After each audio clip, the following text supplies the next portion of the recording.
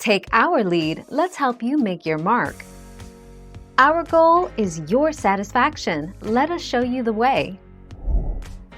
Do you have to rinse off corned beef before cooking? You can rinse corned beef, but it's not a requirement. Rinsing the brisket removes any excess salt from the meat, resulting in a more mild flavor. Or you can put the beef in the crock pot without rinsing at all. 5 February 2019.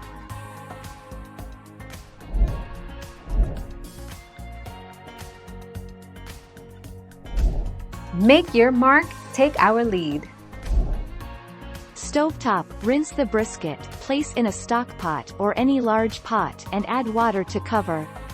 You can also add some beer. Bring to a boil, reduce heat, cover and simmer for about 2.5 to 3 hours or until meat is fork tender.